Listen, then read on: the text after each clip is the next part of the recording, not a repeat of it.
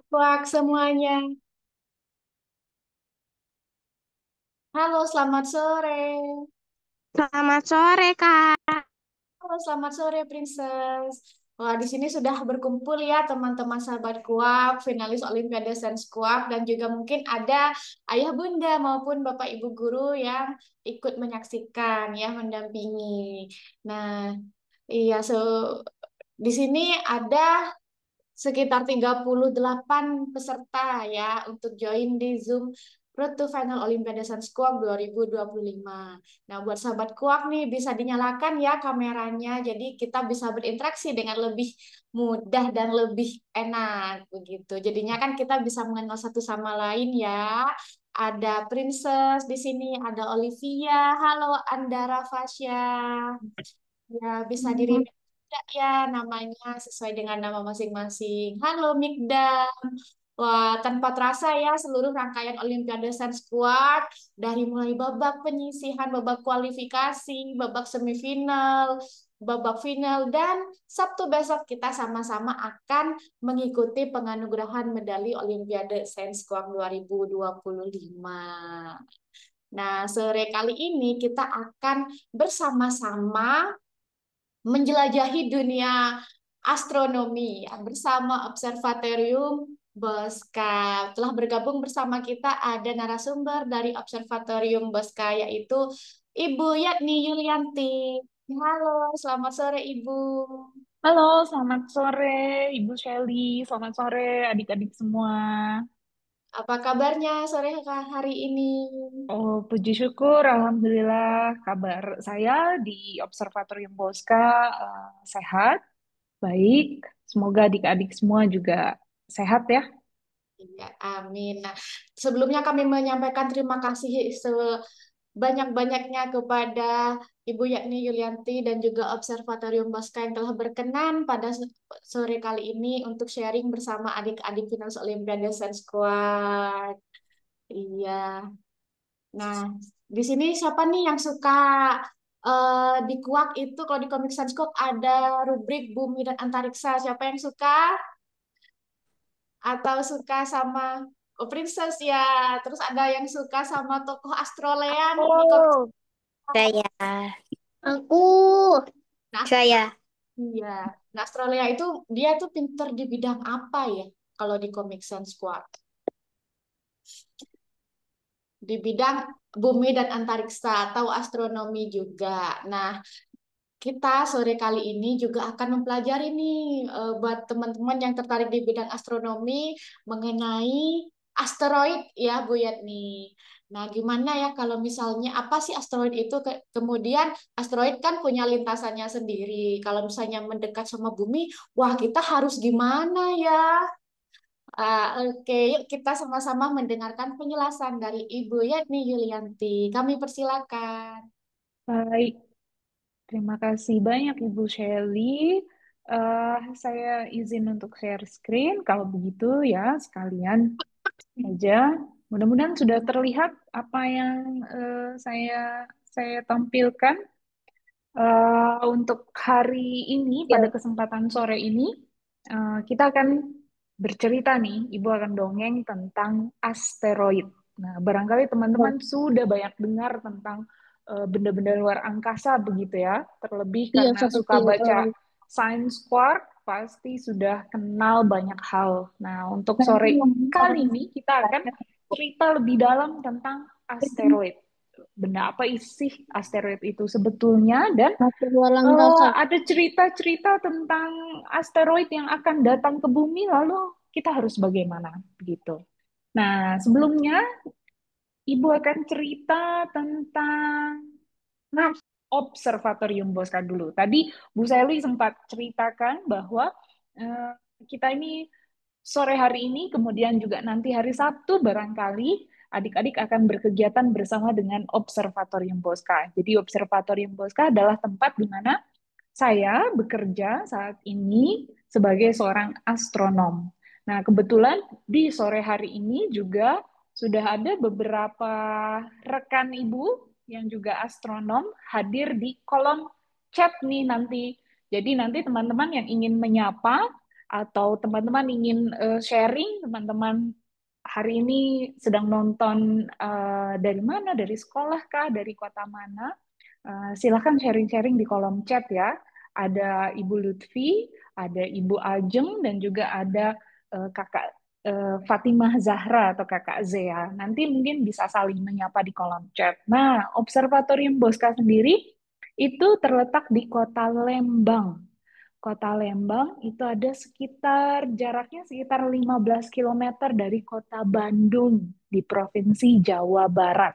Jadi di Pulau Jawa, ya apa tetanggaan dengan kota-kota besar seperti kota Jakarta, kota-kota yang ada di Jabodetabek, itu kemudian ada kota Bandung di sebelah selatannya, begitu ya. Nah, di utara kota Bandung ada sebuah kota yang namanya Lembang. Observatorium Bosca itu ada di kota Lembang. Barangkali adik-adik juga pernah mendengar begitu ya tentang Observatorium Bosca, apalagi kalau yang pernah nonton film Petualangan Sherina yang pertama nih, pasti eh, sudah kenal dengan Observatorium Bosca. Nah, tadi ada sebuah gedung yang cukup unik begitu ya, bentuknya kubah atapnya. Nah, itu adalah rumah tempat sebuah teleskop yang besar yang ada di Observatorium Bosca. Kalau kita masuk ke dalam, kira-kira bentuk teleskopnya seperti ini. Ini adalah instrumen utama yang digunakan para astronom untuk mempelajari benda-benda luar angkasa. Seorang astronom akan belajar tentang benda-benda luar angkasa dari permukaan bumi saja. Jadi kita tidak akan pergi ke luar angkasa ya untuk mempelajari objek-objeknya. Jadi ini ada Bapak teknisi di sini, Pak Agus, sedang membersihkan teleskopnya. Jadi tabung teleskopnya panjang sekali. Kemudian kalau dilihat ujungnya, ini teleskop ini menggunakan lensa. Lensanya ukurannya diameternya 60 cm. Nah, ini dibandingkan dengan seorang astronom yang bekerja di sini, ukuran lensa atau ukuran depan teropongnya kira-kira seperti ini.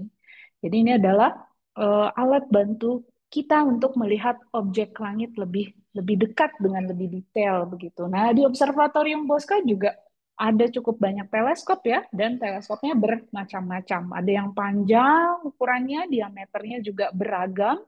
Kemudian ada juga yang kecil, walaupun kecil tapi cukup baik untuk kita gunakan meneliti atau melihat benda-benda luar angkasa.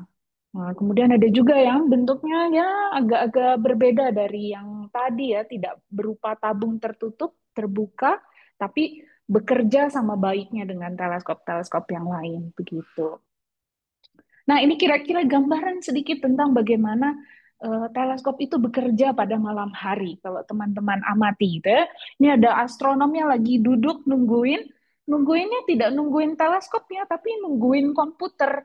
Karena teleskop-teleskop yang ada di sini, terutama teleskop yang baru, itu akan bekerja secara otomatis. Astronomnya tidak akan lagi pegang-pegang teleskopnya, astronomi hanya akan melihat di layar komputer apa yang diamati oleh teleskopnya. Jadi sepanjang malam nih teleskop ini akan gerak-gerak terus sendiri ya. Dia akan mengamati banyak objek gitu. Nah, ini beberapa objek-objek langit yang diamati dari Observatorium Bosca maupun di luar dari Observatorium Bosca yang diambil oleh astronom kami. Ada banyak sekali objek yang cantik-cantik, yang indah-indah begitu ya, teman-teman. Barangkali ada yang pernah mengenal planet Jupiter, kemudian galaksi Andromeda, nebula, maupun fenomena-fenomena yang ada di eh, objek-objek langit seperti gerhana matahari. Begitu. Oke, nah kita eh, perkenalannya sudah dulu tentang Observatorium Bosca. Nanti teman-teman bisa mengenal lebih lanjut tentang Observatorium Bosca di hari Sabtu. Kita akan tour virtual bersama dengan para astronom No, dari Observatorium Bosca ya. Jangan ketinggalan. no, Oke. Nah, sekarang cerita tentang no. asteroid. Kalau tadi gambar-gambarnya ada matahari, ada bintang, ada planet. Sekarang kita akan cerita tentang asteroid. Mas, Apa itu asteroid? Nah, kalau kita melihat posisi kita sekarang, gitu ya, kita sekarang tinggal di sebuah planet yang namanya Bumi. Bumi bukanlah merupakan satu-satunya planet di tata surya kita. Jadi Bumi merupakan satu dari 8 planet yang kita ketahui sekarang mengelilingi matahari. Kalau kita berkesempatan nih pergi keluar bumi, kemudian jauh sekali ke atas dan bisa melihat seluruh tata surya kita. Kira-kira inilah posisi atau gambaran tata surya kita saat ini. Jadi matahari ini ada di tengah-tengah atau di pusat tata surya, kemudian diikuti dengan planet-planet yang berjejer, gitu ya. Mulai dari planet yang paling dekat, Merkurius, kemudian Venus, Bumi, hingga ke planet-planet besar yang semakin lama semakin jauh nih, Jupiter, Saturnus, Uranus, Neptunus, dan juga ada planet kerdil Pluto. Nah, bisa teman-teman lihat di sini ya, planet-planet ini jarak antara planetnya tidaklah sama. Kalau semakin kita lihat dekat ke matahari, kita bisa melihat bagaimana jarak antara Merkurius, Venus, Bumi, dan Mars itu dempet-dempetan banget ya. Sementara nih kalau planet yang raksasa, Jupiter, ke Saturnus, kemudian ke Uranus, dan ke Neptunus, itu ternyata loncatnya besar sekali. Jarak di antara planetnya besar sekali, begitu ya. Nah, jadi memang jarak antara planet di tata surya kita tidaklah sama satu sama lain. Gitu. Semakin dekat dengan matahari kita melihat tren semakin rapat jarak-jarak planetnya itu. Nah, cerita tentang asteroid itu dimulai cukup lama, teman-teman. Dimulai dari cerita tentang planet yang hilang. Kok dibilang planet yang hilang? Kenapa? Nah, jadi eh, umat manusia ini kita sudah tahu keberadaan planet-planet selain bumi dari zaman dahulu kala. Jauh-jauh sebelum nenek moyang kita menggunakan teleskop ya. Nah, jadi orang-orang sudah mengetahui bahwa ada planet selain bumi. Nah, hanya mereka mengetahui ada 5 planet saja selain bumi. 5 planet tersebut adalah Merkurius, Venus, Mars, Jupiter, dan Saturnus. Mereka mengetahuinya, mereka mengetahui keberadaannya karena di langit itu terlihat terang. Jadi sangat mudah dilihat dengan mata. Nah, kalau teman-teman eh, subuh-subuh begitu ya, di sekarang-sekarang ini kalau teman-teman subuh-subuh sudah bangun, coba teman-teman lihat ke arah timur sebelum matahari terbit, ada bintang yang terang sekali. Bintang yang terang itu ternyata adalah planet Venus, begitu ya. Jadi dia terang, tapi sebetulnya bukanlah bintang, dia merupakan planet Venus, gitu ya. Jadi orang sudah lama mengetahui adanya 5 planet lain selain dari planet bumi kita. Nah, kemudian planet-planet yang lain, planet Uranus, Neptunus, dan juga planet kerdil Pluto, itu baru manusia temukan ketika kita sudah punya teleskop. Jadi baru sekitar 400 tahun belakangan ya. Orang yang pertama yang menggunakan teleskop adalah Bapak Galileo Galilei, 400 tahun yang lalu. Nah, jadi singkat cerita, oh ternyata ada planet yang lain loh, selain dari planet-planet yang terang itu. Nah, barulah kemudian orang mengukur jarak dan posisinya dari bumi. Nah, ini kira-kira gambaran diagramnya. Membacanya seperti apa? Membacanya seperti ini ceritanya. Jadi ini kira-kira adalah jarak dari planet-planet. Seperti tadi nih yang berbaris, tapi ini barisnya ke atas begitu ya. Orang kemudian melihat, oh ini dari Merkurius ke Venus nggak jauh-jauh amat. Dari Venus ke bumi juga dekat sekali. Dari bumi ke Mars dekat juga.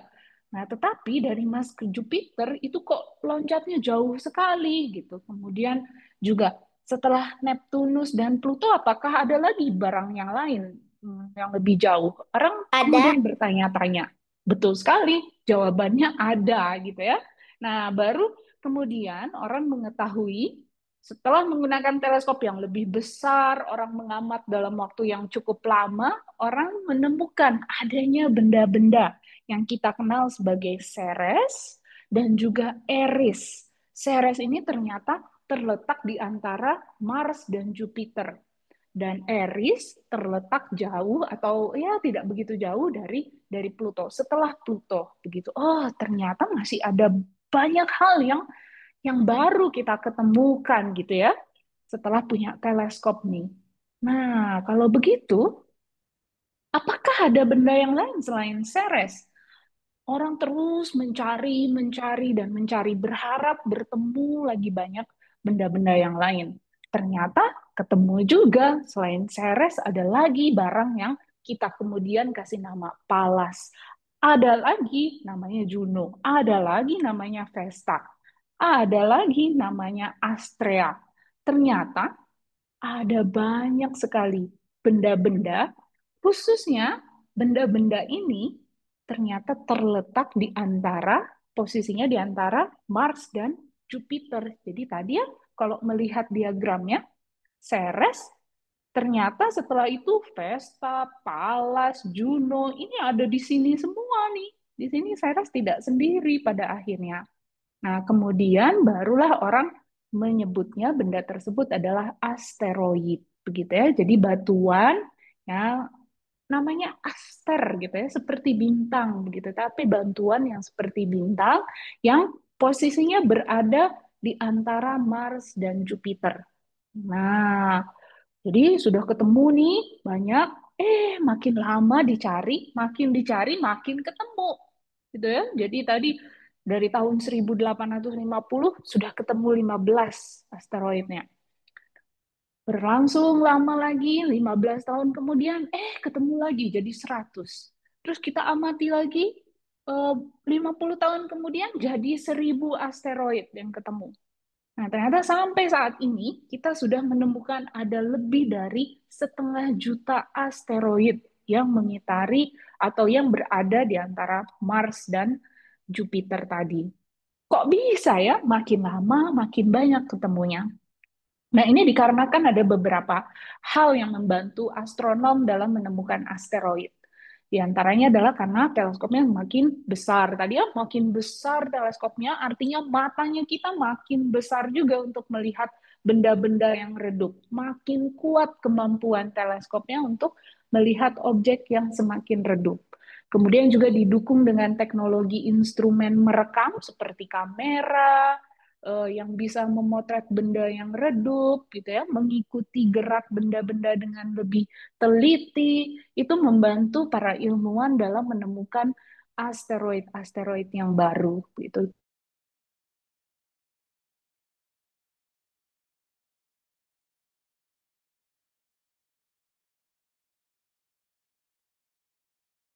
Makin dicari makin makin banyak yang ketemu. Nah, jadi sampai saat ini kita bisa memetakan nih asteroid-asteroid itu ternyata banyak sekali berkumpul di orbit di antara Mars dan Jupiter sehingga kita sebut daerah tersebut sebagai sabuk asteroid begitu. Nah, tetapi kita juga melihat ada kumpulan-kumpulan banyak asteroid di beberapa lokasi lain gitu. Jadi asteroid ini seperti ngegeng gitu ya, bikin grup-grup gitu. Di antaranya adalah grup asteroid yang kita nemukan Trojan, Hildas, dan Greek seperti ini. Ada di posisi tertentu.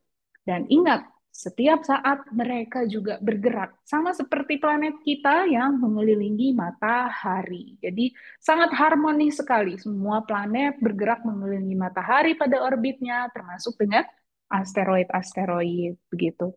Nah, berbicara tentang asteroid, dari sekitar 500.000 asteroid tadi, dengan bangga kita juga mengatakan bahwa ada asteroid-asteroid yang diberikan nama ilmuwan-ilmuwan Indonesia. Jadi tadi ya, namanya ada Yuno, ada Pallas, itu nama yang cukup asing bagi kita. Nah, tetapi sekarang kita punya asteroid yang diberi nama dari ilmuwan-ilmuwan dari Indonesia. Khususnya adalah ilmuwan-ilmuwan ini yang pernah menjadi atau pernah bekerja di Observatorium Bosca. Ada 6 asteroid, artinya datang dari 6 orang ini. Ada asteroid T gitu ya dari Bapak T. Pixin, kemudian ada asteroid Hidayat dari Bapak Bambang Hidayat, ada asteroid Raharto dari Pak Muji Raharto, ada asteroid Dani dari Pak Dani, ada asteroid Taufik dari Pak Profesor Taufik Hidayat, dan ada asteroid Premadi dari Ibu Premana Premadi. Jadi baik laki-laki atau maupun perempuan semuanya bisa dapat nama asteroid, begitu ya. Oh, ini keren sekali nih ya. Nama kita bisa menjadi nama asteroid. Kenapa kok orang-orang ini bisa namanya dijadikan nama asteroid? Nah, komunitas astronom para ilmuwan-ilmuwan di dunia ini bersepakat bahwa orang-orang ini adalah orang-orang yang memiliki kontribusi yang besar terhadap ilmu pengetahuan di Indonesia, khususnya di astronomi. Jadi, untuk menghormati eh, karya-karya beliau, begitu ya, dedikasi beliau-beliau, maka nama-nama beliau ini akhirnya dinobatkan atau di apa ya, disematkan menjadi nama-nama asteroid gitu. Nah, jadi ingat tadi, makin dicari makin banyak, jadi pasti di masa depan juga ada semakin banyak asteroid baru yang ditemukan. Artinya kesempatan barangkali teman-teman mau jadi ilmuwan, meneliti asteroid, supaya namanya mungkin bisa jadi nama asteroid, itu kesempatannya masih besar ya, teman-teman. Gitu. Oke, nah kenapa kita perlu mengamati asteroid ya? Kita tahu ada bintang, ada planet, begitu ada matahari. Tapi kenapa kita kemudian perlu mengamati asteroid? Nah, asteroid itu adalah kumpulan batuan ya. Jadi komposisi utamanya adalah batuan. Jadi seperti batuan yang melayang-layang. Gitu. Kalau planet bentuknya relatif bulat, tetapi kalau asteroid bentuknya bisa bermacam-macam. Begitu. Nah, asteroid ini ternyata merupakan objek yang menyimpan cerita tentang bagaimana tata surya kita terbentuk gitu. Jadi sebetulnya seperti tadi ya, kalau kita pergi keluar angkasa, kita lihat sekarang tata surya, oh susunannya sudah rapih sekali. Planet-planet berjajar, kemudian bentuk planetnya bulat, bulan-bulan mengelilingi planet dengan teratur begitu.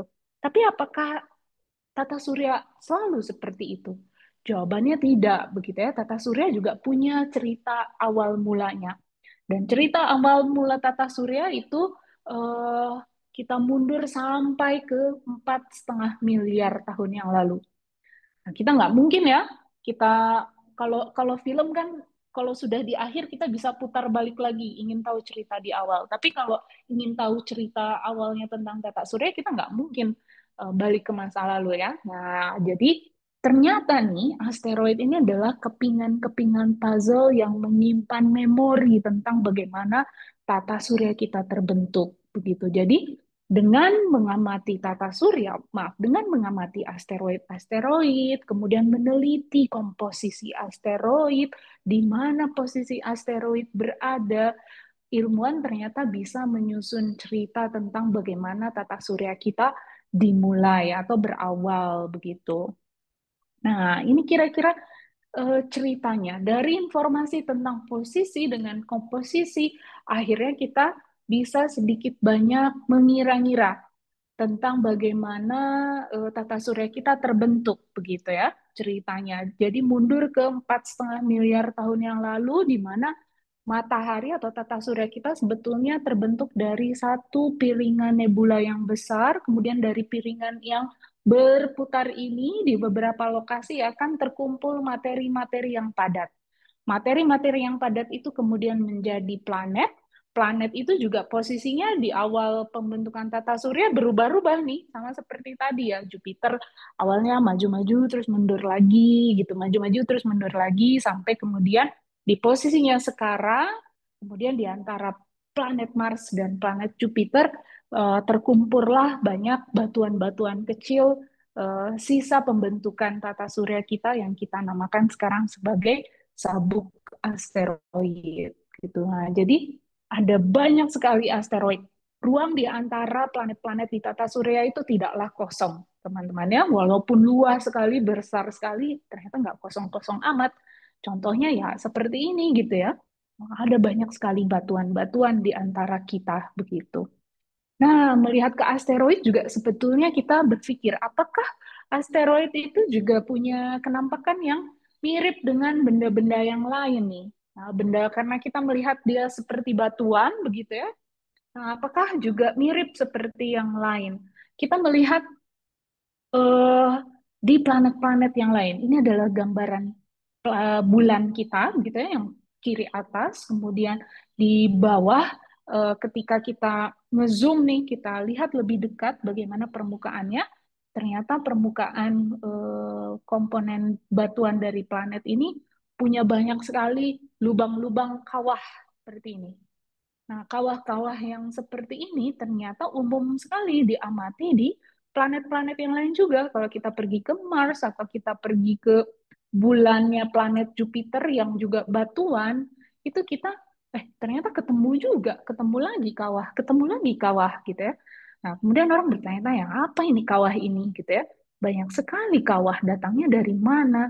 Kalau kawahnya banyak seperti yang di atas ini, kemungkinan besar datang dari batuan yang banyak sekali dari luar angkasa, kemudian masuk ke planetnya. Nah, ternyata ceritanya adalah kalau ada kawah di permukaan planet, artinya dia pernah ditabrak oleh benda langit yang lainnya, oleh benda di tata surya yang lainnya.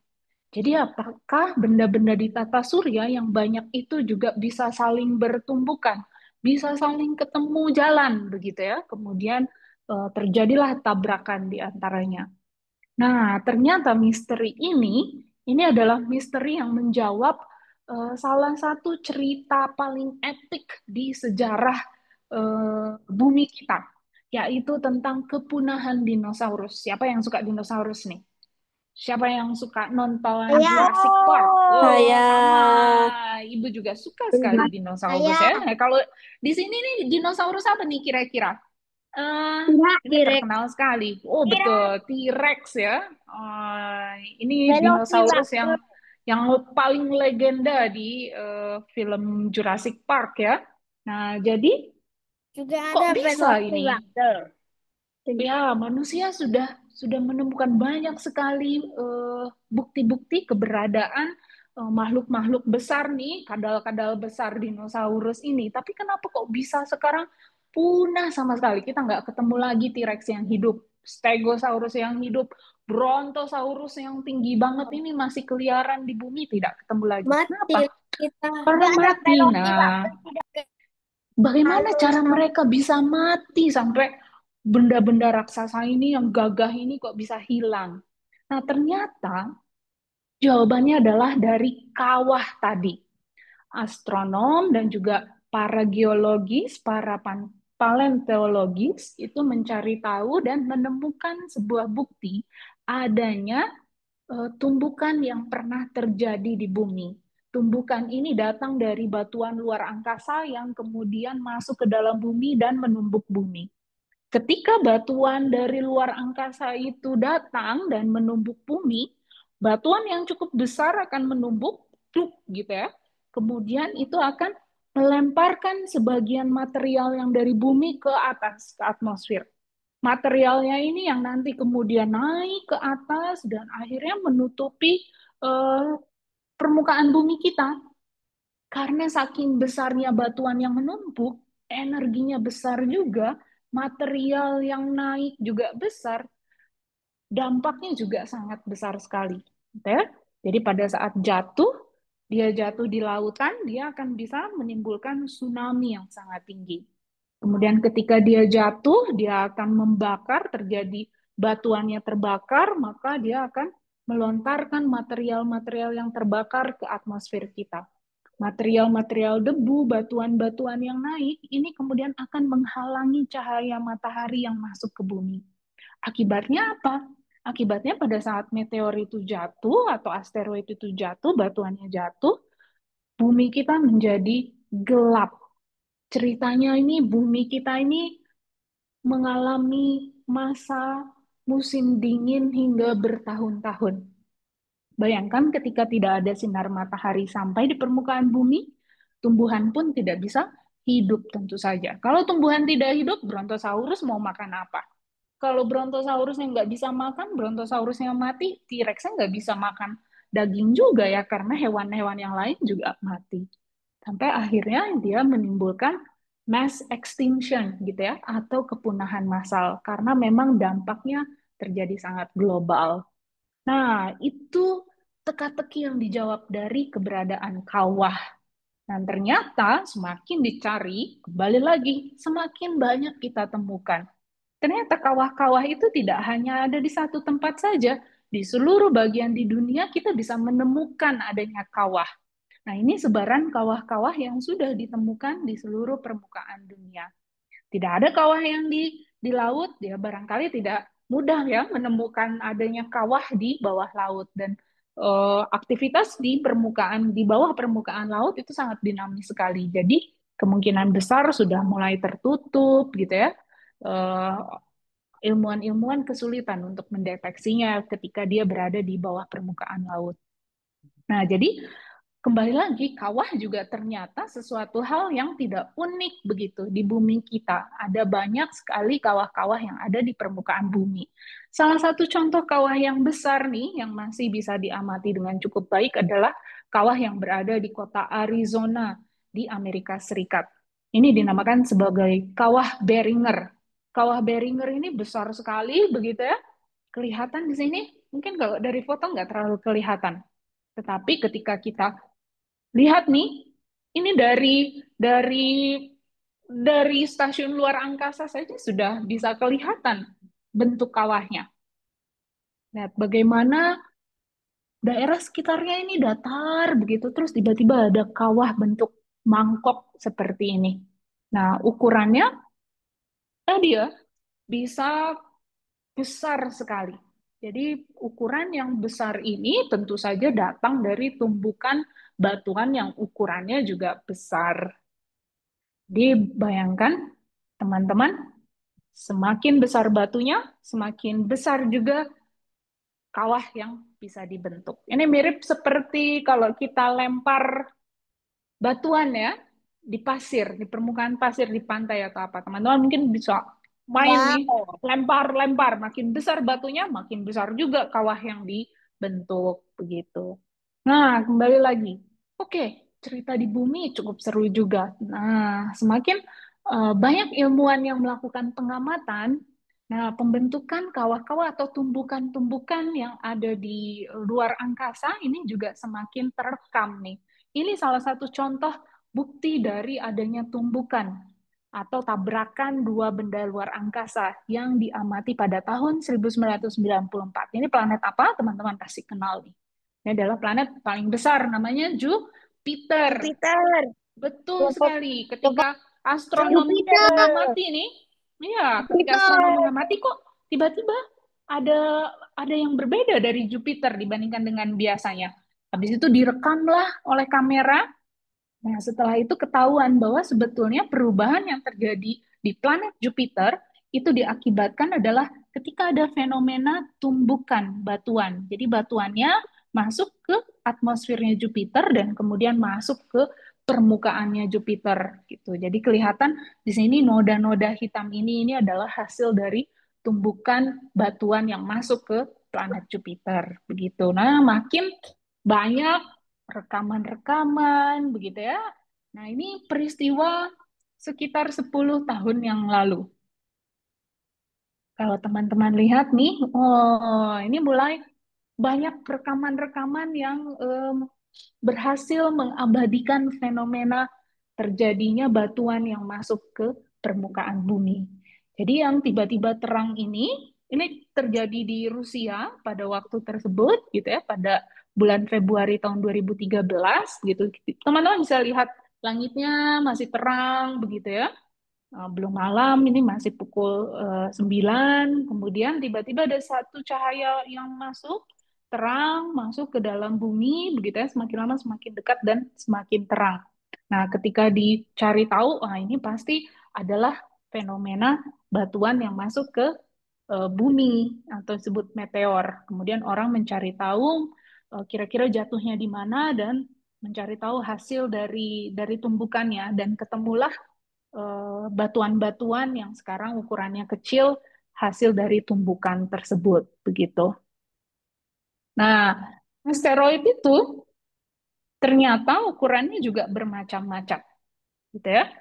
Ketika dia masuk ke dalam atmosfer bumi, akibat tekanan dan gesekan dengan atmosfer, batuan yang masuk itu bisa jadi terkikis. Jadi makin masuk, makin kecil terkikis, begitu ya. Dan pada saat masuk itu, kemudian batuannya terbakar. Nah, tetapi apa yang terjadi kalau batuannya besar? Ketika batuan yang besar yang jatuh ke bumi, dia juga mengalami hal yang serupa, mengalami proses tekanan, pembakaran, pengikisan dengan lapisan atmosfer.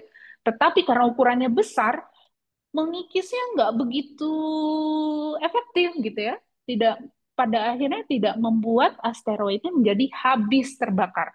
Artinya ada batuan sisa yang pasti akan sampai ke permukaan bumi.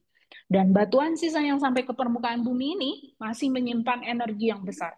Makin dia besar yang sampai ke bumi, makin dia besar juga memberikan efeknya.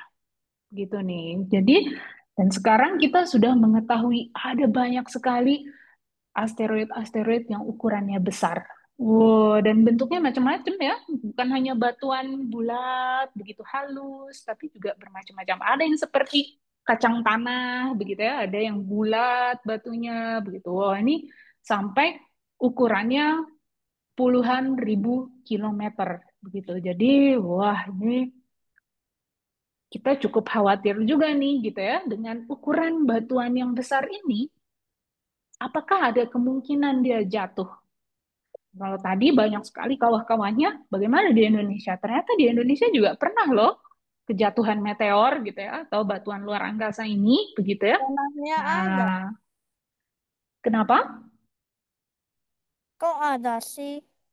Ada. Jadi ternyata batuan itu tidak mengenal saya mau jatuhnya di mana sekarang. Gitu. Bahwa ketika dia jatuh, dia bisa jatuh di mana saja, termasuk di Indonesia ya. Jadi kita tidak luput dari ancaman kejatuhan meteor atau batuan ini. Nah, ini kira-kira kalau dilihat dari dekat, batuan meteor itu seperti apa gitu. Jadi ilmuwan atau astronom ini berusaha untuk mencari sisa dari batuan yang jatuh karena ini merupakan sampel yang berharga sekali.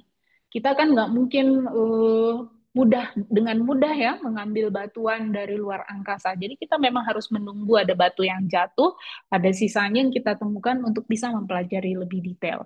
Batuannya kalau terlihat seperti ini sebetulnya mirip, cukup mirip Makan dengan satu bisa batuan-batuan yang terus. ada di permukaan bumi begitu ya. Tapi kalau kita lihat lebih dalam, ternyata cukup beragam juga batuan asteroid ini. Ada yang banyak komponennya seperti apa berkarbon begitu ya, karbon. Ada juga yang terdiri banyaknya dari besi atau magnesium begitu, atau ada yang terdiri dari nikel. Jadi astronom sekarang sudah bisa mengklasifikasikan, mengkategorikan jenis-jenis asteroid ini supaya bisa lebih mudah mengenalinya begitu. Nah, bagaimana cara kemudian astronom mengamati asteroid? Ya, Pak. Asteroid itu, walaupun besar, tadi ada yang besar sekali, tetapi ketika kita mau mengamat asteroid atau mau melihat asteroid di langit, itu sulitnya minta ampun. Jadi, seperti kalau orang bilang, seperti mencari arang di langit yang gelap. Arang itu kan gelap ya, jadi mencari sesuatu yang gelap di tempat yang gelap juga. Susah nggak tuh? Jelas susah begitu ya. Jadi, nah bagaimana caranya? Ini adalah hasil pengamatan yang dilakukan oleh astronom di Observatorium Bosca. Tadi teleskop yang gerak-gerak tadi sendiri itu akhirnya bisa mengamati sebuah asteroid yang kita kenal sebagai asteroid 3122 Florence. Kalau teman-teman lihat di sini, semua barang di sini kelihatannya sama, titik semua. Tetapi di antara titik-titik yang diam ini ada sebuah benda yang bergerak. Ada satu titik yang bergerak. Ternyata titik yang bergerak ini adalah asteroid. Sementara titik-titik yang diam ini adalah bintang-bintang. Begitu. Nah, jadi asteroid bisa dikenali dari bagaimana cara dia bergerak di langit. Dia bergeraknya ternyata jauh lebih cepat di langit, begitu ya.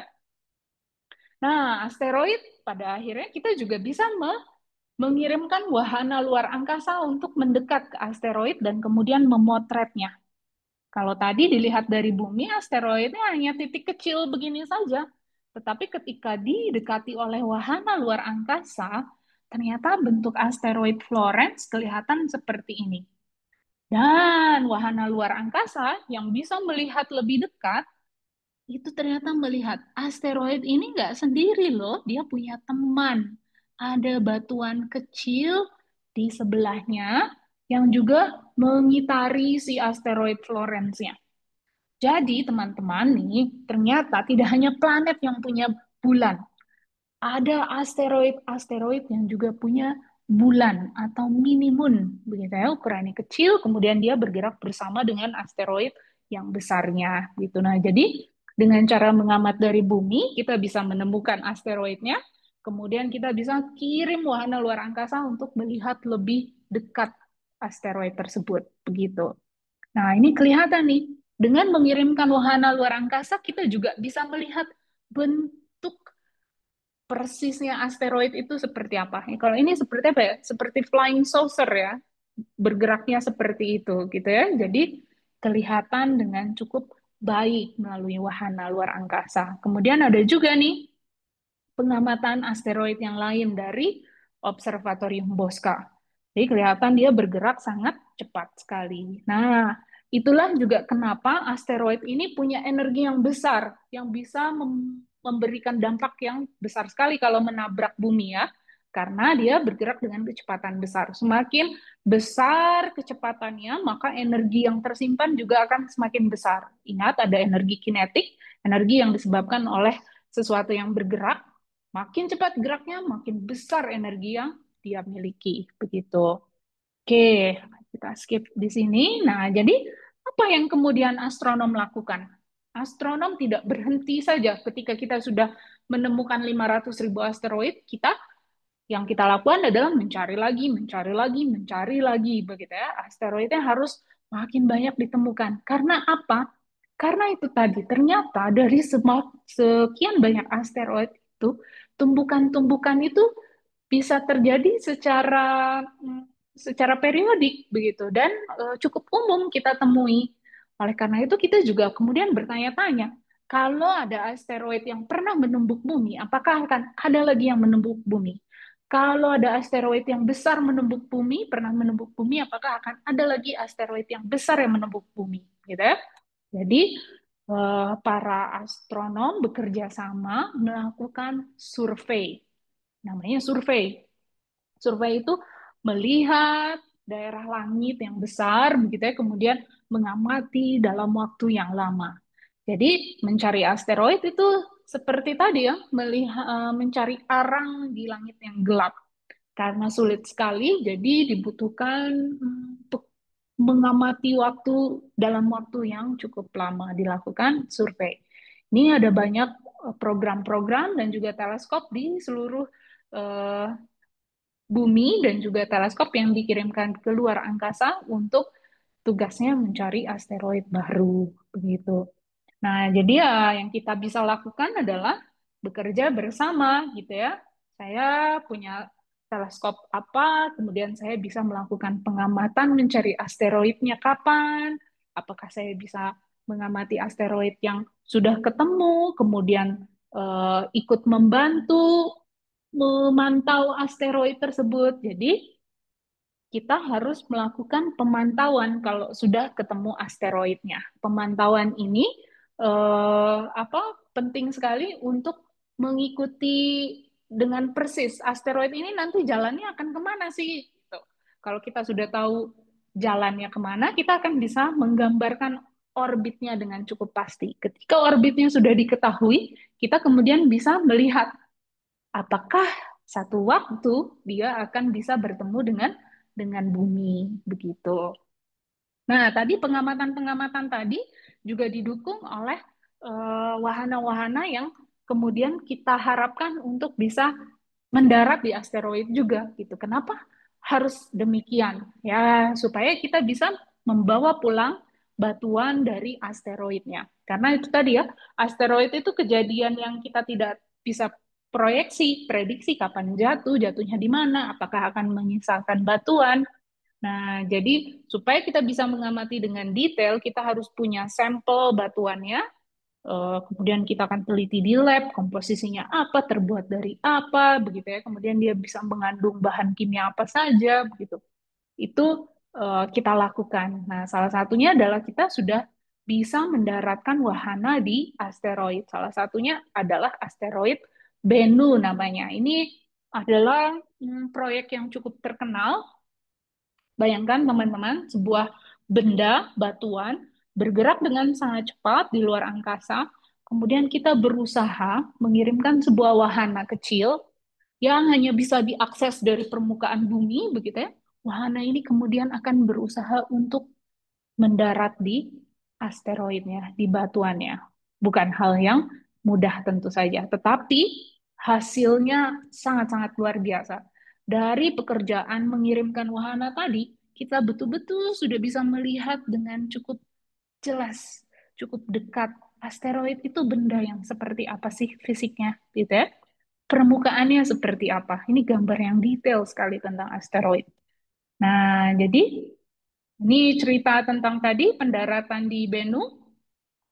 Ini adalah orang-orang yang bekerja di balik pendaratan di Bennu, bagaimana wahananya. Nah, ini gambar aslinya ketika kaki dari wahana Bennu ya, Osiris Rex-nya ini sampai di permukaan asteroidnya. Jadi yang tadi teman-teman lihat batuan-batuan itu bukanlah permukaan bumi gitu ya, batuan permukaan bumi, tapi eh, permukaan asteroid.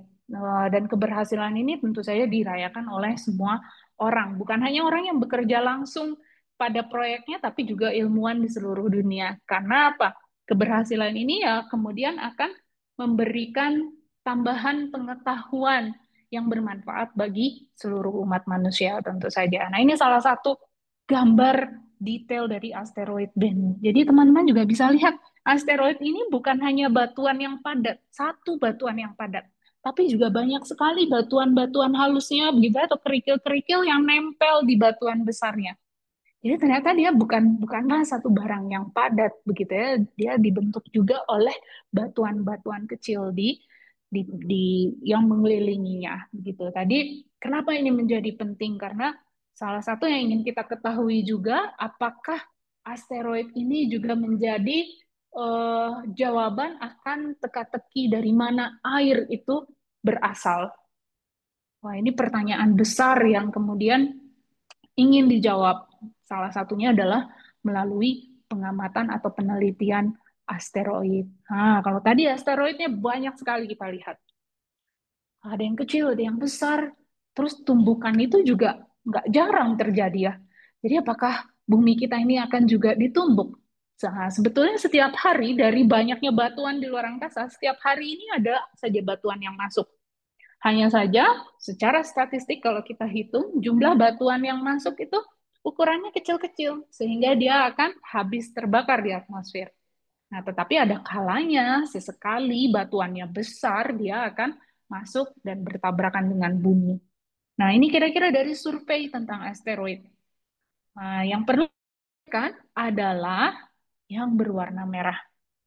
Ya, jadi ini matahari, Merkurius, Venus, dan bumi. Bumi ada di sini. Nah, jadi asteroid batuan itu mengisi seluruh ruang di antara planet-planet di tata surya. Nah, asteroid yang berwarna merah ini yang memiliki kemungkinan untuk berpotongan dengan orbit bumi, artinya kalau waktunya cocok, ketemu, tek, nah dia bisa saja menabrak dengan bumi. Inilah yang kita sebut sebagai asteroid yang punya potensi berbahaya bagi bumi. Nah, ternyata asteroid-asteroid yang punya potensi yang menabrak bumi ini makin lama kembali lagi makin ke sini yang ditemukan makin banyak begitu. Yang berwarna merah ya ukurannya kurang dari 140 meter. Kalau kurang dari 140, kalau ukurannya 100 sampai 140 meter, ketika dia menumbuk bumi, dia bisa menghancurkan sebuah negara. Nah, kalau dia lebih dari 140 meter, yang warnanya ungu nih, ini jumlah, jadi makin ke atas makin banyak jumlahnya ya. Makin besar di antara 140 meter sampai 1 kilometer itu bisa menghancurkan sebuah benua. Makin besar dari 1 kilometer, kepunahan massal sebuah spesies gitu ya. Jadi sama seperti yang menabrak ketika dinosaurus punah, itu ukuran dinosaurusnya diperkirakan sekitar 10 sampai 15 kilometer. Jadi itu diameternya hampir sama jaraknya antara kota Lembang dengan kota Bandung ya, teman-teman. Kalau saya berkendara dari Lembang ke Bandung itu menghabiskan waktu 30 menit. Oh, jadi kira-kira diameter atau besar asteroidnya? Oh, besar sekali ya. Oke, nah jadi inilah asteroid-asteroid yang menjadi perhatian banyak ilmuwan karena dia punya potensi untuk menabrak bumi atau yang kita kenal sebagai PHA, asteroid PHA, Potential Hazardous Asteroid. Gitu.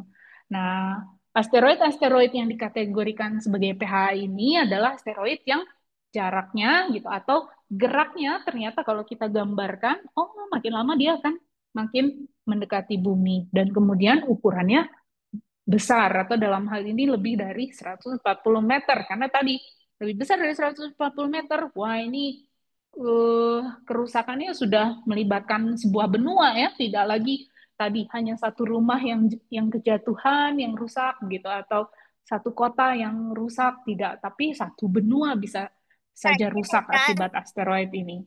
Nah, untungnya nih ketika kita sudah melakukan survei, tidak ada asteroid sebesar lebih dari 140 meter ini yang akan bertemu dengan bumi selama 100 tahun ke depan. Gitu. Namun demikian, ini bukan lantas kita bisa bersantai-santai ya, tapi pekerjaan survei, pemantauan itu tetap dilakukan. Karena kita harus terus mengikuti dengan pasti asteroid ini masih jalannya seperti di jalan yang sama nggak atau tiba-tiba dia bisa berubah karena bisa saja ketika dia berubah oh ternyata dihitung lagi wah ini jadinya bakal ketemu nih. Nah ketika sebuah asteroid sudah kita tahu akan bertemu dengan bumi atau memotong orbit bumi artinya dia akan punya potensi untuk bertabrakan dengan bumi apa yang kemudian ilmuwan atau astronom lakukan. Wah, ini ya tadi udah ketemu nih asteroidnya besar. Ketika kita ikuti jalannya, ternyata dia bakal ketemu dengan bumi. Wah, kalau begitu bisa apa kita? Kalau kita diam aja, ya kita akan nunggu dia mendatangi kita ya, sama seperti yang terjadi pada asteroid. Tapi kita tidak mau hal itu terjadi. Jadi kita sebisa mungkin menghindari adanya tumbukan antara asteroid dan bumi. Jadi cari-cari ide nih, ada gimana caranya ya? Ada batu luar angkasa yang besar datang ke bumi bergerak gitu. Supaya oh nggak mungkin kita kasih stop gitu ya, pindah. Nggak bisa juga kita pindahkan buminya atau asteroidnya. Nah, jadi kemudian astronom, ilmuwan, insinyur semua bekerja bersama mencari cara bagaimana cara kita menghindarkan tumbukan yang terjadi antara asteroid dan bumi tersebut. Ada banyak ide yang brilian sekali. Ada banyak ide yang kreatif sekali. Salah satu di antaranya, oh mungkin nih kita bisa kirim saja roket yang besar. Roket itu kemudian kita tabrakan ke asteroidnya. Jadi kan asteroidnya akan hancur deh bersama dengan roketnya tentu saja. Apakah ide ini merupakan ide yang baik? Ternyata ide yang seperti ini bukanlah ide yang baik. Ini ide yang berbahaya. Karena apa? Karena ketika roket yang besar tadi menumbuk asteroid, asteroid kan tadi ya ada batuan, dan batuannya nggak cuma satu batu padat saja, ada juga batuan-batuan kecil di sekelilingnya. Ketika dia menabrak asteroid, maka batuan itu akan terpecah menjadi puing-puing batuan yang lebih kecil, dan tentu saja batuan yang kecil itu akan lari kemana? Dia akan lari jatuh ke bumi. Nah, jadi artinya kita tidak kejatuhan batuan yang besar, tapi kita kejatuhan banyak batuan yang ukurannya lebih kecil. Sama aja. Ini menimbulkan bahaya juga, gitu ya. Makin banyak lagi batuannya jatuh-jatuh-jatuh begitu. Jadi makin berbahaya juga gitu. Jadi akan terjadi hujan batu meteor di bumi dan batuannya kita tidak tahu ukurannya akan berapa dan jatuh di mana juga. Jadi ini bukan ide yang bagus ternyata teman-teman ya. Kemudian ada ide yang lain lagi. Ada ide bagaimana kalau kita menggunakan gravitasi. Gravitasi harus membantu kita. Yang kita lakukan adalah mengirim wahana ke luar angkasa, dan dengan bantuan gravitasi, kita coba sedikit demi sedikit mengarahkan asteroidnya ke jalur yang lain. Jadi, seperti ini, teman-teman mungkin bisa lihat di sini, ada karet begitu ya. Jadi asteroidnya kita kirim, wahana luar angkasa kita kirimkan, kemudian mendekati asteroid sampai terjadi tarikan gravitasi antara wahana luar angkasanya dan juga asteroidnya. Ketika sudah terjadi tarikan gravitasi di antara keduanya, wahana luar angkasanya akan kemudian sedikit demi sedikit nih, dia maju dikit, mundur dikit, maju dikit, mundur dikit, supaya si asteroidnya juga posisinya berubah, berubah, berubah sampai pada orbit, sampai pada posisi di mana dia bisa mengubah orbitnya. Nah, ini yang uh, kita sebutkan ya gravitasi assist gitu ya, dibantu oleh gravitasi. Nah, apakah hal ini merupakan hal yang memungkinkan, yang mungkin dilakukan? Ternyata sulit sekali. Karena apa? Karena kita membutuhkan energi yang besar sekali untuk bisa mendorong, menarik asteroid gitu ya. Nah, artinya apa? Membutuhkan energi yang besar, membutuhkan bahan bakar yang sangat besar. Sementara wahana luar angkasa kan punya ukuran yang terbatas juga dan punya jumlah bahan bakar yang terbatas juga yang bisa dibawa. Bagaimana ceritanya kalau ketika dia mulai tarik-tarikan dengan asteroid, bahan bakarnya habis dan asteroidnya masih posisinya tidak berubah. Rencananya bisa bisa gagal kalau seperti ini ya. Nah, jadi ini juga masih merupakan menjadi skenario yang sepertinya agak kurang kurang mungkin berhasil begitu. Nah, jadi adakah rencana yang lain? Ada yang salah, ada usul yang lain tentu saja ya. Usul yang lain adalah dengan menggunakan laser, memancarkan cahaya laser begitu, tapi tidak hanya satu tentu saja. Pakai laser yang banyak. Laser ini akan apa namanya? Dipowerin, di diberikan energinya dari energi sumber energinya dari energi matahari. Jadi nggak perlu bawa bahan bakar banyak, memanfaatkan energi matahari saja. Kemudian akan dikonversi menjadi energi laser. Lasernya tidak hanya satu, tapi ada banyak sekali laser dari wahana-wahana kecil ini. Nah, sekumpulan laser ini akan bergerak mendekati asteroid. Kemudian dia akan memancarkan cahaya lasernya. Nah, skenario ini cukup diminati. Karena apa? Karena ini relatif menjanjikan, teman-teman. Karena tadi ya, bentuk asteroid itu bentuknya bisa bisa aneh. Nah, dengan laser, artinya lasernya bisa posisinya berubah-berubah. Kadang-kadang, atau misalkan ada bagian permukaan yang terlalu menonjol. Wah, lasernya banyak ada di sana. Atau misalkan ada beberapa laser yang kehabisan tenaga.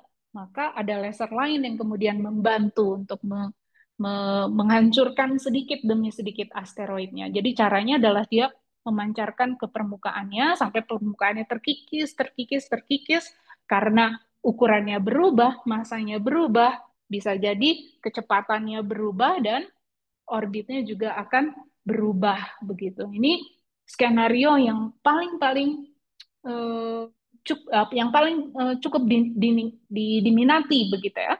Karena oh ini terdengar tidak tidak punya banyak resiko bagi kita begitu.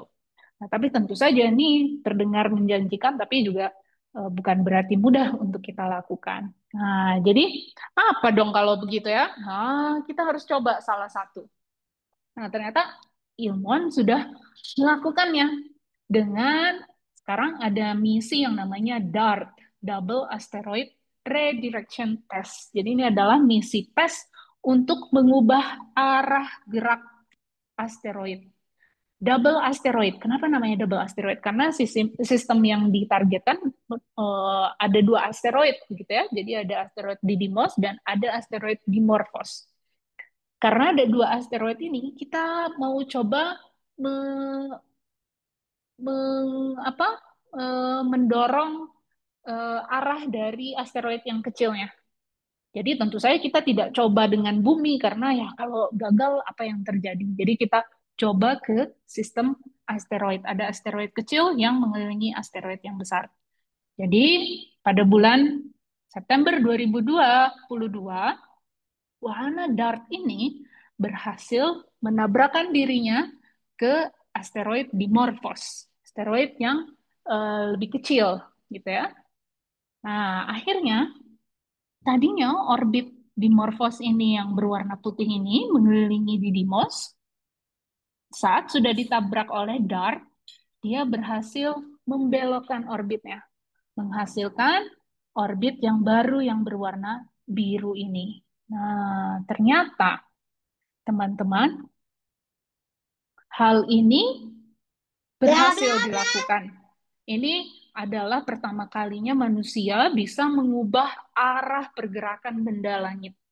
Gitu. Jadi, dengan menabrakkan wahana luar angkasa, kita bisa sedikit mengubah jalur gerak asteroid dan mengubah orbit keseluruhan asteroidnya. Jadi dengan misi tes ini adalah misi uji coba gitu.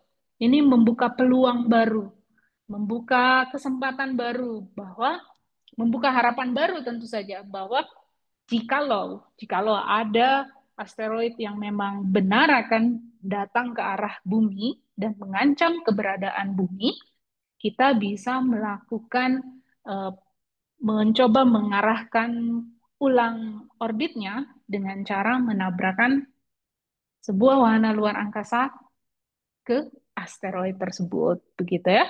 Nah, jadi ini baru tentu saja ini bukan cerita akhirnya. Ini adalah baru baru satu satu hal yang baru di awal ya, gitu ya. Jadi pesannya adalah asteroid tentu saja objek yang sangat eksotik, objek yang sangat bermanfaat gitu ya, keberadaannya maupun pengetahuan yang dibawa untuk kita mengenali tata surya sangat bermanfaat sekali.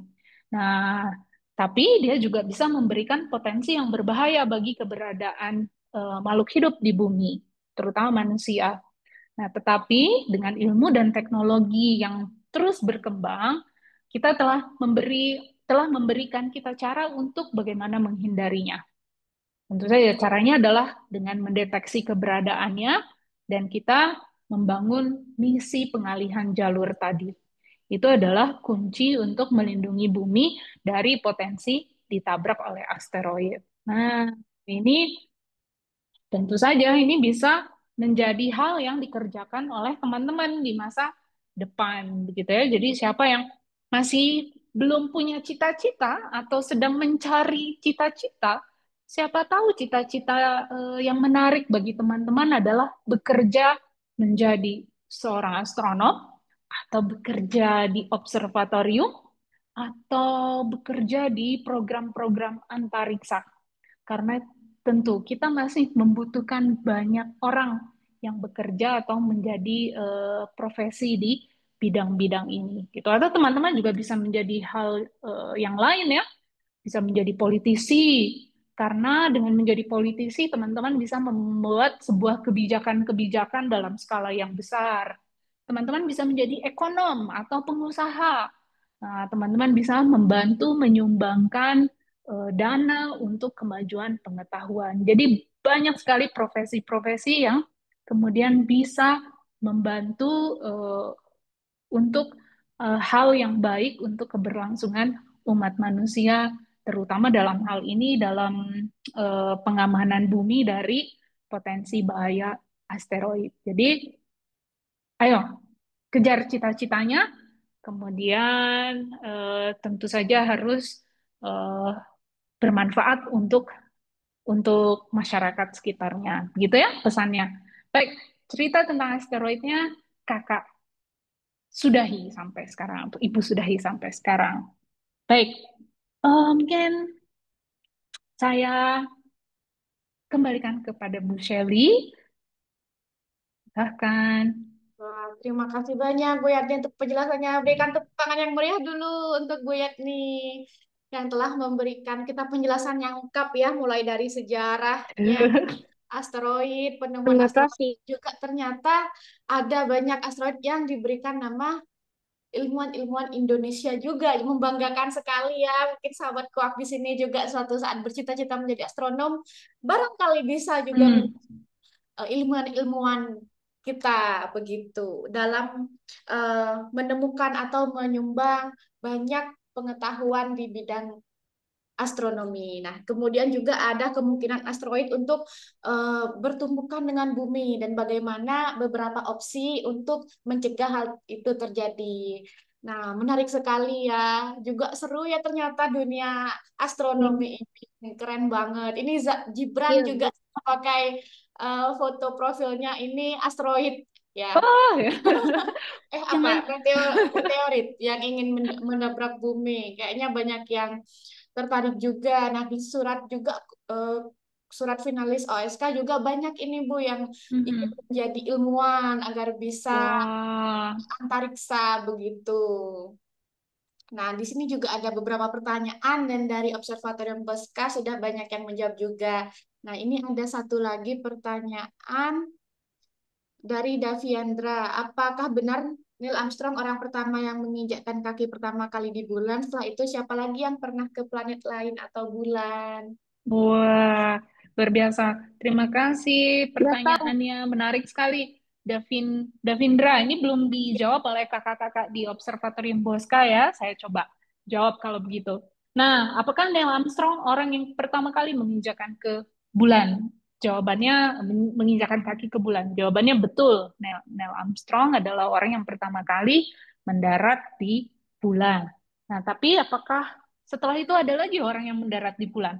Ada. Jadi setelah misi Apollo 11 yang membawa Neil Armstrong, kemudian masih ada misi-misi yang lain juga yang tujuannya ke bulan. Nah, jadi kalau sekarang di total sudah ada 12 orang sebetulnya yang berhasil mendarat ke bulan. Mungkin kita hanya kenal Neil Armstrong karena apa? Karena dia orang yang pertama. Biasanya yang pertama selalu yang dikenal ya. Selanjutnya nggak terlalu dikenal. Apalagi ini ada 12. Tapi kembali lagi tadi pertanyaannya, sudah ada 12 orang yang berhasil mendarat di permukaan bulan gitu. Atau apakah ada yang pernah ke planet lain? Kalau manusia belum pernah ya ke planet lain. Jadi yang paling jauh nih manusia pernah jalan-jalan itu pernah ke bulan saja. Nah, sekarang orang sudah mulai nih bercita-cita untuk pergi lebih jauh.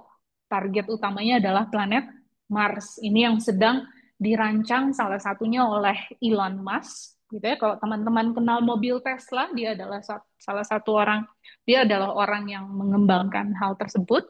Dia sedang membuat satu program untuk mengirimkan manusia ke planet Mars gitu. Kita lihat dalam beberapa tahun ke depan, ini teman-teman bisa menyaksikan juga pertama kalinya mungkin manusia akan mendarat di planet Mars.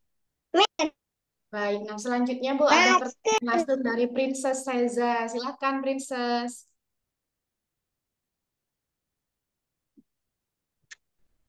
Kak, Princess ingin bertanya. Perkenalkan dulu Princess dari level 3. Hari ini Princess ingin bertanya, apakah ada manfaat asteroid bagi bumi?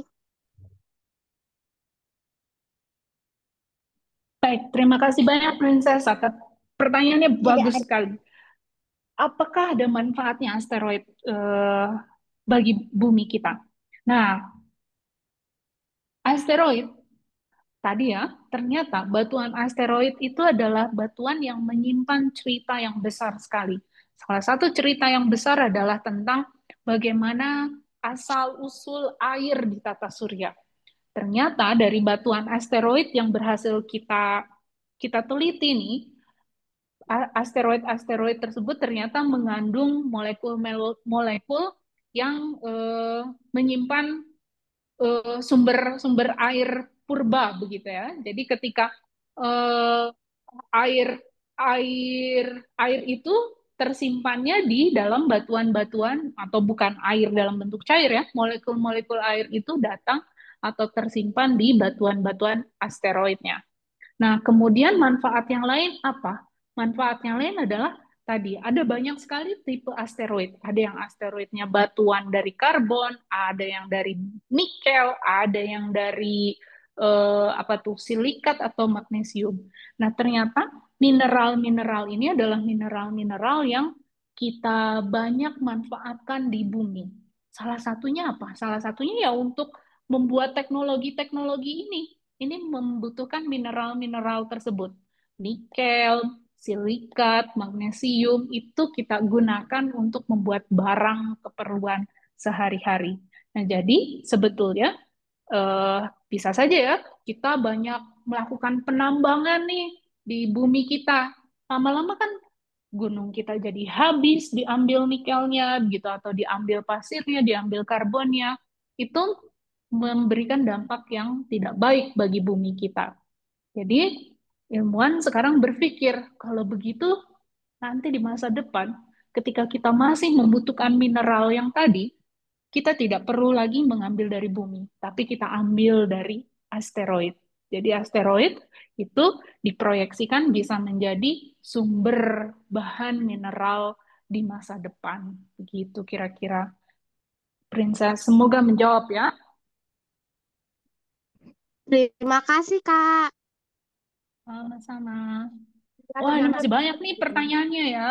ya ada ini pertanyaan dari Ibu Ajeng memberitahukan ada pertanyaan dari Ganesha. Ya mohon maaf Bu karena tadi saya sempat kepetal, sempat keluar. Jadi mungkin untuk pertanyaan dari Ganesha bisa bisa tolong dibacakan lalu dijawab mungkin di kolom chat ya. Ah, iya betul. Terima kasih Kak Shelly. Jadi ada pertanyaan nih kayak nih dari Ganesha tentang angka-angka di nama asteroid itu artinya apa nih Bu Yatni? Terima kasih Terima kasih. Ganesha. Baik, nah angka-angka di penamaan asteroid itu adalah angka di katalog. Jadi astronom ini senang sekali mencatat. Karena benda yang ditemukannya banyak, akhirnya dia harus mencatat yang rapi dong, supaya mudah untuk kemudian nanti menemukannya.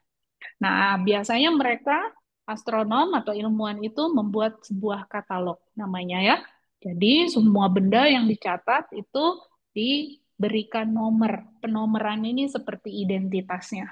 Jadi itu adalah identitas pada katalog di pembukuan nama-nama asteroidnya begitu. Nah, jadi untuk benda yang besar dan terkenal, selain punya angka, dia juga punya nama.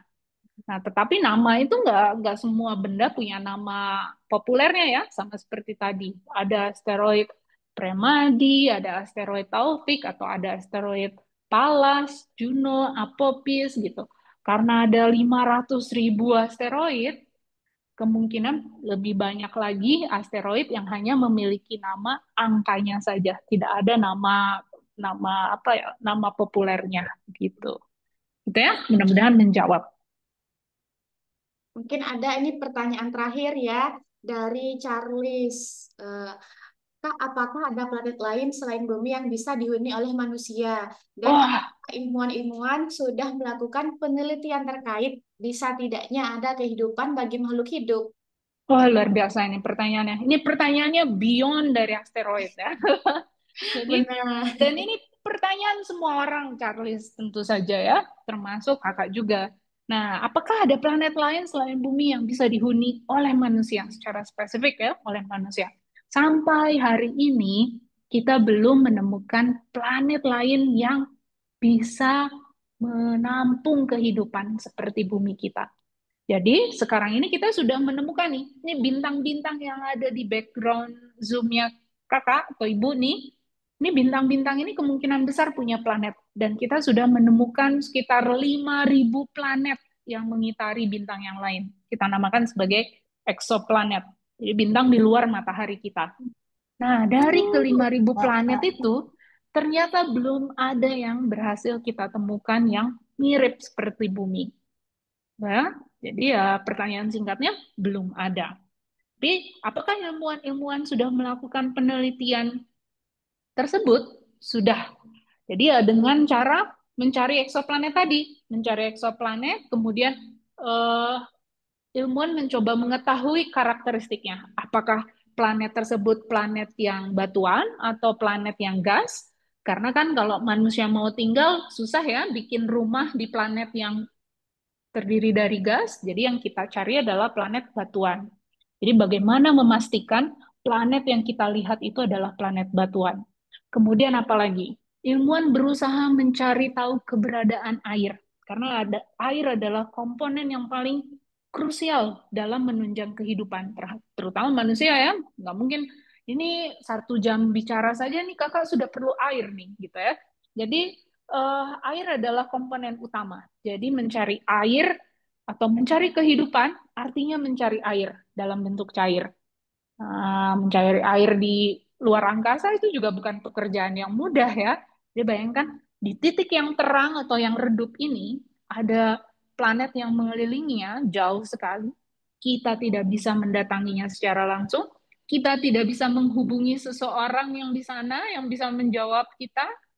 Jadi bagaimana cara kita memastikan di sana ada kehidupan atau di sana planet tersebut memang punya kondisi yang memungkinkan kita untuk hidup. Jadi ini pekerjaan yang masih kita lakukan, masih sangat di awal sekali. Kembali lagi, ini kesempatan teman-teman barangkali ya di masa depan untuk bisa bekerja di bidang itu. Siapa tahu teman-teman bisa menjadi salah satu ilmuwan yang membantu menemukan planet yang lain tersebut. Wah, keren. Nah, izin lagi, Bu, satu pertanyaan ini terkait Boska ya, dari Daviandra juga. Hmm. Apakah kami anak-anak diperbolehkan berkunjung ke Boska? Bagaimana caranya? Kalau ingin melihat pertunjukan planetarium, apakah bisa ke Boska? Oh, terima kasih. Ini pertanyaan banyak orang juga, Davindra ya. Jadi tentu saja anak-anak diperbolehkan datang berkunjung ke Observatorium Bosca.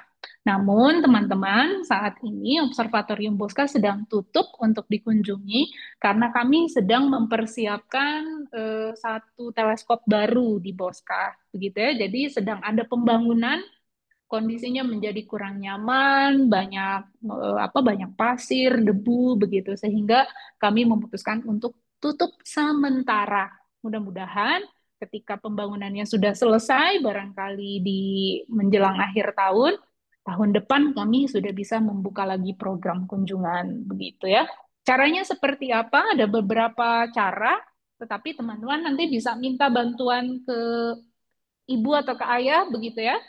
Nanti bisa tolong cek di websitenya Observatorium Bosca. Di sana ada informasi tentang kunjungan. Atau ayah ibunya diminta untuk coba ikuti Instagramnya Observatorium Bosca. Kalau ada informasi sudah buka dan pasti kita kasih tahu bagaimana caranya untuk datang ke Observatorium Bosca. Nah, kemudian pertanyaannya, kalau ingin melihat pertunjukan planetarium, apakah bisa di Bosca? Sayangnya tidak bisa ya teman-teman, di Bosca tidak punya dom dan tidak punya proyektor planetarium. Teman-teman bisa datang ke Planetarium Jakarta, kemudian di Surabaya juga sudah ada planetarium, di beberapa lokasi di Yogyakarta juga sudah ada, begitu. Eh, Secara khusus mengapa menjalankan program pertunjukan planetarium. Kalau di Bosca langsung amat dengan teleskop. Begitu Bu Shelly. Terima kasih banyak Bu Yakni untuk penjelasannya, baik saya pengetahuan terkait asteroid ya, kemudian juga ada sesi tanya jawab. Nah, jika berkenan ya silahkan untuk teman-teman untuk menyalakan kamera kita foto bareng dulu untuk eh, kenang-kenangan kita sore kali ini ya webinar bersama Oke. Bos. Nah, yang kebetulan memang saat ini masih tutup ya untuk kunjungan langsung ke planetarium, ke observatorium Bosca. Oke, silahkan dinyalakan kameranya.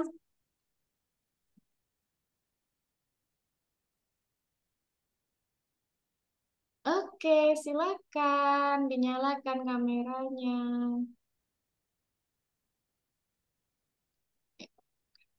Sudah banyak yang menyala nih, kakak. Hitung ya, berikan senyum terbaik.